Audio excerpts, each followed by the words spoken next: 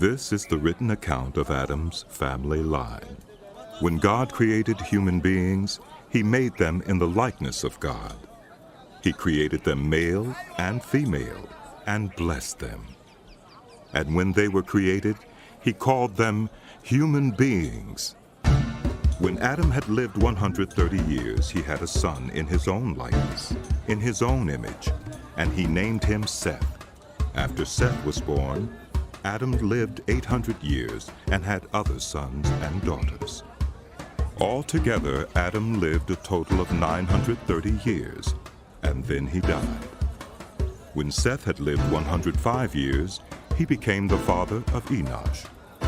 After he became the father of Enosh, Seth lived 807 years and had other sons and daughters. Altogether, Seth lived a total of 912 years, and then he died. When Enosh had lived 90 years, he became the father of Kenan. After he became the father of Kenan, Enosh lived 815 years and had other sons and daughters. Altogether, Enosh lived a total of 905 years, and then he died.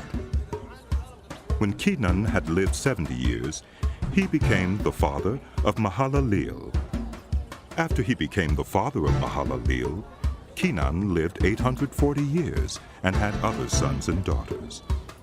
Altogether, Kenan lived a total of 910 years, and then he died. When Mahalaleel had lived 65 years, he became the father of Jared.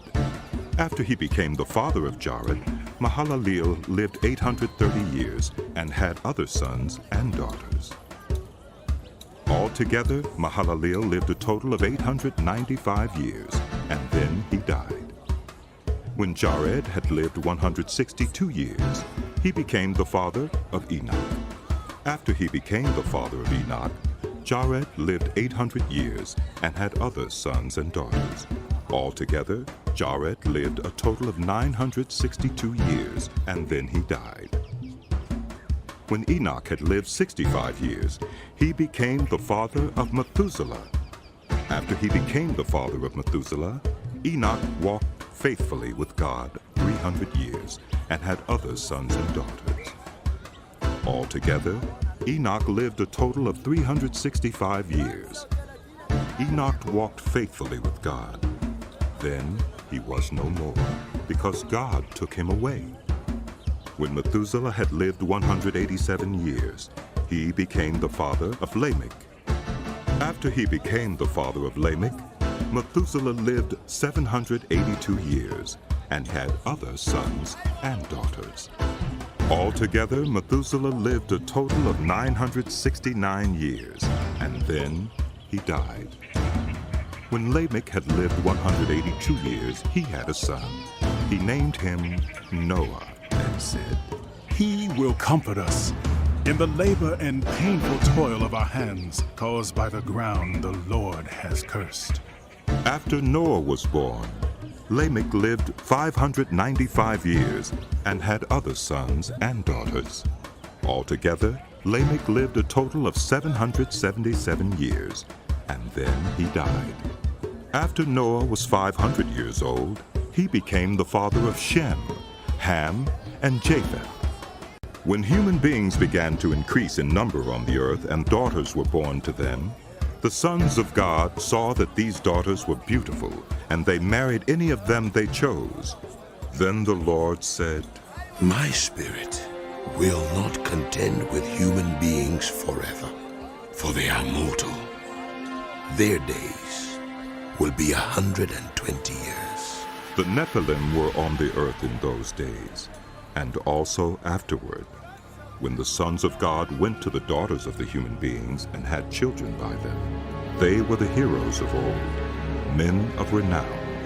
The Lord saw how great the wickedness of the human race had become on the earth, and that every inclination of the thoughts of the human heart was only evil all the time.